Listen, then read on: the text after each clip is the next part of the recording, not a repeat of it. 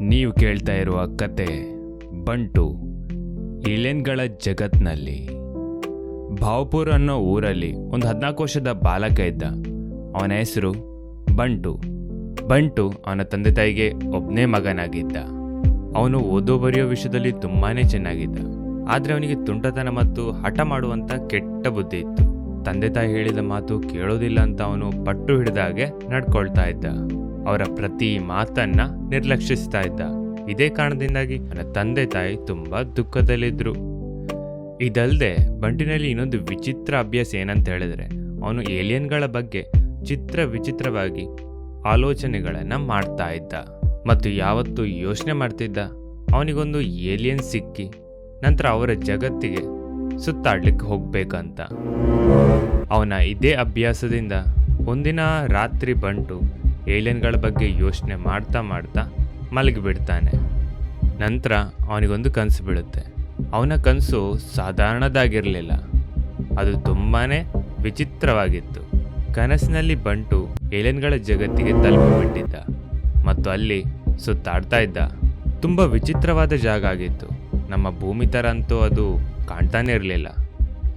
ಹಳದಿ ಬಣ್ಣದ ಆಕಾಶದಲ್ಲಿ ಗುಲಾಬಿ ಬಣ್ಣದ ಸೂರ್ಯ, ಕೆಂಪು ಹಸಿರು ಬಣ್ಣದ ವಕ್ರವಾದ ಮರಗಳು, ಹಸಿರು ಬಣ್ಣದ ರಸ್ತೆಗಳು ಕೂಡ ಇದ್ವು. ಇದ್ರ ಮೇಲೆ ನಿಂತ್ಕೊಂಡು ಈ ವಿಚಿತ್ರ ಜಗತ್ತನ್ನ ಅವನು ನೋಡ್ತಾ ಇರ್ತಾನೆ. ಆ ಸಮಯದಲ್ಲಿ ಆ ರಸ್ತೆಯಲ್ಲಿ ಯಾರೂ ಇರಲಿಲ್ಲ. ಆದರೆ ಆಕಾಶದಲ್ಲಿ ಕೆಲವೊಂದು ಗಾಳಿಯಲ್ಲಿ ಹಾರೋ ಕಾರ್ಗಳನ್ನು ಅವನು ನೋಡ್ತಾನೆ. ಆಕಾಶದಲ್ಲಿ ತೇಲುವಂಥ ಈ ಕಾರ್ಗಳನ್ನು ನೋಡಿ ಬಂಟು ಆಶ್ಚರ್ಯಗೊಂಡಿದ್ದ ಮತ್ತು ನಿರಂತರವಾಗಿ ಅದನ್ನೇ ನೋಡ್ತಾ ಕೂತಿದ್ದ.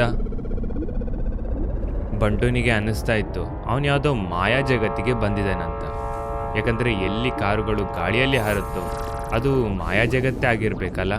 ಬಂಟು ಆಕಾಶದಲ್ಲಿ ಹಾರ್ತಾ ಇರುವಂಥ ಕಾರ್ಗಳನ್ನು ನೋಡಿ ಎಷ್ಟು ಸಂತೋಷಗೊಂಡಂದರೆ ಅವ ಜಿಗಿತಾ ಕೂಗ್ತಾನೆ, ಪ್ಲೀಸ್ ಯಾರಾದರೂ ನಿಮ್ಮ ಹಾರುವಂಥ ಕಾರಲ್ಲಿ ನನ್ನನ್ನು ಕೂಡ ಕರ್ಕೊಂಡು ಹೋಗಿ, ಪ್ಲೀಸ್ ನಾನು ಕೂಡ ಬರ್ತೇನೆ, ನನ್ನನ್ನು ಕೂಡ ಕರ್ಕೊಂಡು ಹೋಗಿ. ಬಂಟು ಕರಿತಾ ಇದ್ದ ಹಾಗೆ ಆಕಾಶದಲ್ಲಿರುವಂಥ ಒಂದು ಕಾರು ತಿರುಗ್ತಾ ಕೆಳಗಡೆ ಬರುತ್ತೆ ಮತ್ತು ಬಂಟುವಿನ ಹತ್ರ ಇದ್ದ ರಸ್ತೆಯ ಮೇಲೆ ಬಂದು ನಿಲ್ಲುತ್ತೆ. ಬಂಟು ಖುಷಿಯಿಂದ ಹಾರಾಡ್ತಾನೆ. ಕಾರ್ನಲ್ಲಿ ಅವನ ರೀತಿ ಒಂದು ಏಲಿಯನ್ ಮಗು ಇತ್ತು. ಅದು ಮಾನವನ ಹಾಗೆ ಕಾಣ್ತಾ ಇತ್ತು, ಆದರೆ ದೇಹ ಸ್ವಲ್ಪ ವಿಚಿತ್ರವಾಗಿತ್ತು. ಅವನು ಬಂಟುವನ್ನು ಸ್ವಲ್ಪ ಆಶ್ಚರ್ಯದಿಂದ ನೋಡ್ತಾನೆ. ನಂತರ ಮೊಬೈಲ್ನಂಥ ಒಂದು ಉಪಕರಣವನ್ನು ತೆಗೆದು ಅದನ್ನು ಬಂಟುವಿನ ಮುಖದ ಹತ್ರ ಹಿಡಿದು ವಿಚಿತ್ರ ಶಬ್ದ ಹೇಳ್ತಾನೆ.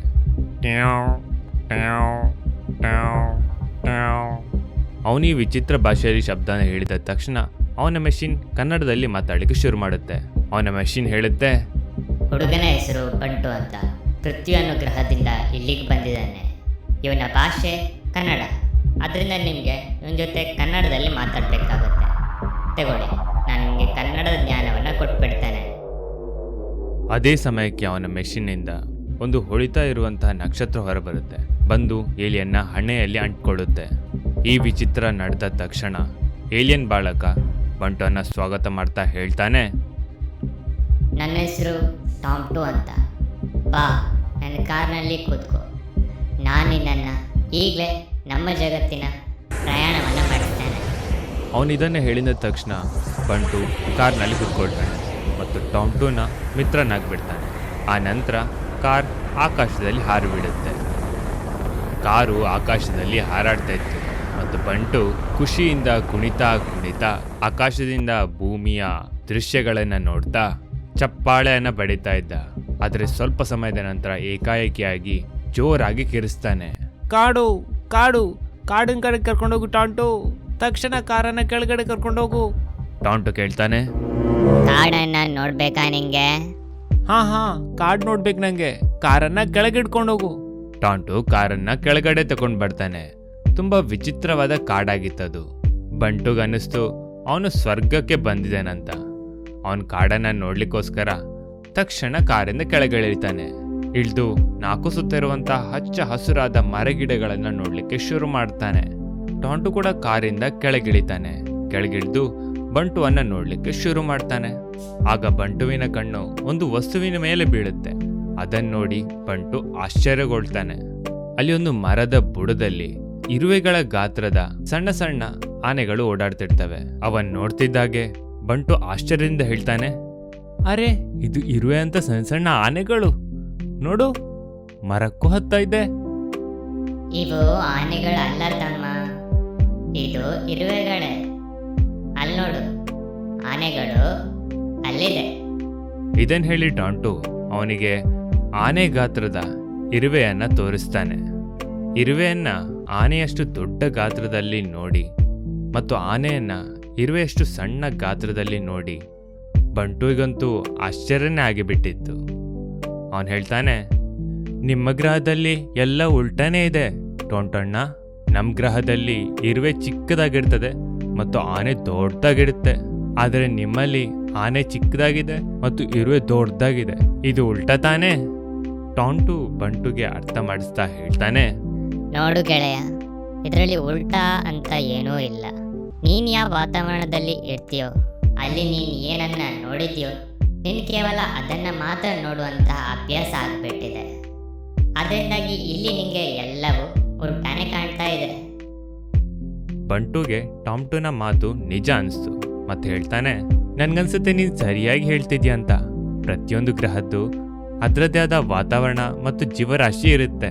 ನಿನ್ನ ಗ್ರಹದಲ್ಲಿರುವಂಥ ಜೀವಿಗಳು ಇಲ್ಲಿನ ವಾತಾವರಣಕ್ಕೆ ಸರಿಯಾಗಿದೆ ಮತ್ತು ನಮ್ಮ ಗ್ರಹದ ಜೀವಿಗಳು ಅಲ್ಲಿನ ವಾತಾವರಣಕ್ಕೆ ಸರಿಯಾಗಿದೆ. ಹೇಳು, ಸರಿಯಾಗಿ ಹೇಳಿದ್ನಲ್ಲ ನಾನು? ಟಾಮ್ಟು ಹೇಳ್ತಾನೆ, ಹಾ ಹಾ ಸರಿಯಾಗಿ ಹೇಳಿದೆ ನೀನು. ಈಗ ಗಾಡಿಯಲ್ಲಿ ಕೂತ್ಕೋ, ನಿಂಗೊಂದು ತುಂಬ ವಿಶೇಷವಾದುದನ್ನು ತೋರಿಸ್ಬೇಕು.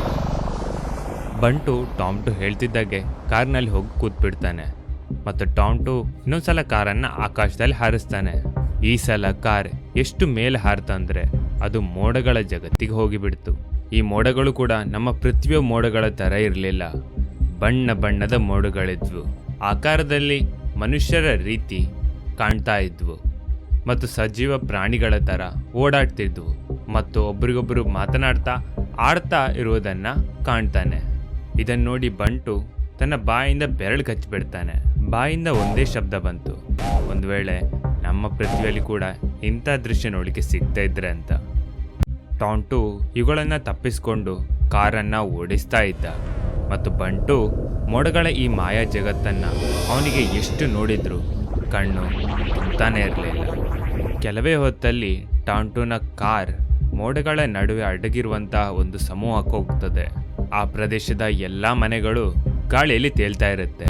ಈ ಜಾಗ ಮತ್ತು ಗಾಳಿಯಲ್ಲಿ ತೇಲ್ತಾ ಇರುವಂಥ ಮನೆಗಳನ್ನು ನೋಡಿ ಬಟ್ಟುನ ಆಶ್ಚರ್ಯ ಇನ್ನೂ ಹೆಚ್ಚಾಗುತ್ತೆ.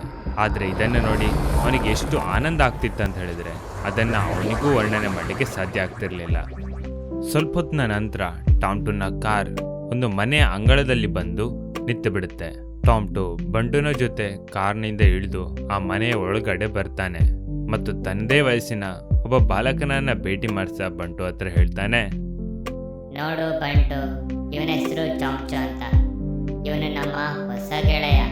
ಇವನು ಕೂಡ ನಮ್ಮ ಜೊತೆ ಸುತ್ತಾಡಕ್ಕೆ ಬರ್ತಾನೆ.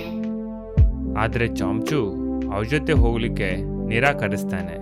ಅವನು ಹೇಳ್ತಾನೆ, ಅಮ್ಮ ಮನೆಯಲ್ಲಿಲ್ಲ.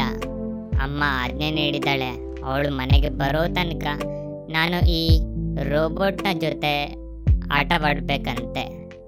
ಈಗ ನನಗೆ ಗೊತ್ತಿಲ್ಲ ನಾನು ನನ್ನ ಅಮ್ಮನ ಆಜ್ಞೆಯನ್ನು ಪಾಲನೆ ಮಾಡದೆ ಹೇಗಿರಲಿ ಅಂತ. ಅವನ ಮಾತು ಕೇಳಿ ಟಾಮ್ಟು ಹೇಳ್ತಾನೆ, ಇಲ್ಲ, ಅಮ್ಮನ ಆಜ್ಞೆಯನ್ನು ಪಾಲನೆ ಮಾಡುವಂಥದ್ದು ತುಂಬ ಮುಖ್ಯವಾದದ್ದು. ಯಾಕಂದರೆ ನಮ್ಮ ಗ್ರಹದಲ್ಲಿ ತಂದೆ ತಾಯಿಯರ ಮಾತನ್ನು ಪಾಲಿಸುವಂಥದ್ದು ಮತ್ತು ಅವರ ಸೇವೆ ಮಾಡುವಂಥದ್ದೇ ಅತಿ ದೊಡ್ಡ ಧರ್ಮವಾಗಿದೆ. ಮತ್ತು ಯಾರು ಈ ಧರ್ಮವನ್ನು ಪಾಲನೆ ಮಾಡೋದಿಲ್ವೋ ಅವನ ಜೊತೆ ಯಾರೂ ಮಾತನಾಡೋದಿಲ್ಲ. ಆದ್ದರಿಂದ ನಾನು ನಿನಗೆ ನಮ್ಮ ಜೊತೆ ಸುತ್ತಾಡಿಕೆ ಬಾ ಅಂತ ಖಂಡಿತ ಹೇಳಲ್ಲ. ಅವರ ಈ ಮಾತನ್ನ ಕೇಳಿ ಬಂಟು ಕೇಳ್ತಾನೆ, ಏನು ಇಲ್ಲಿ ಯಾರು ತಮ್ಮ ತಂದೆ ತಾಯಂದಿರ ಮಾತನ್ನ ಕಡೆಗಣಿಸೋದಿಲ್ವಾ? ಇಲ್ಲಿ ಎಲ್ಲ ತಂದೆ ತಾಯಂದಿರು ನಿಮ್ಮನ್ನು ಅಷ್ಟು ಪ್ರೀತಿ ಮಾಡ್ತಾರ? ನಮ್ಮಲ್ಲಂತೂ. ಬಂಟು ಇಷ್ಟು ಹೇಳ್ತಾ ಹೇಳ್ತಾ ನಿಂತು ಬಿಡ್ತಾನೆ. ಅಷ್ಟೊತ್ತಿಗೆ ಅವನಿಗೆ ನಿದ್ದೆಯಿಂದ ಎಚ್ಚರವಾಗುತ್ತೆ. ಅವನ ಈ ನಿದ್ದೆ ಮುಗಿಯೋದ್ರ ಜೊತೆಗೆ ಅವನ ಕನಸು ಮುಗ್ದೋಗುತ್ತೆ. ಆದರೆ ಈ ಕತೆ ಅವನಿಗೆ ತನ್ನ ತಂದೆ ತಾಯರಿಗೆ ಗೌರವ ನೀಡುವಂಥದ್ದು ಮತ್ತು ಅವರನ್ನು ಪ್ರೀತಿಸುವುದನ್ನು ಕಲಿಸಿಬಿಡ್ತು. ಆ ದಿನದಿಂದ ಬಂಟು ತನ್ನ ತಂದೆ ತಾಯಿಯ ವಿಧೇಯ ಮಗನಾಗ್ಬಿಡ್ತಾನೆ. ಇಂತಹ ಅದ್ಭುತವಾದ ಸ್ಟೋರೀಸ್ ನೋಡಕ್ಕೆ ನಮ್ಮ ಚಾನೆಲ್ ಸಬ್ಸ್ಕ್ರೈಬ್ ಮಾಡ್ಕೊಳ್ಳಿ. ಬೆಲ್ ಐಕನ್ ಪ್ರೆಸ್ ಮಾಡೋದು ಮರೆತೋಗ್ಬೇಡಿ.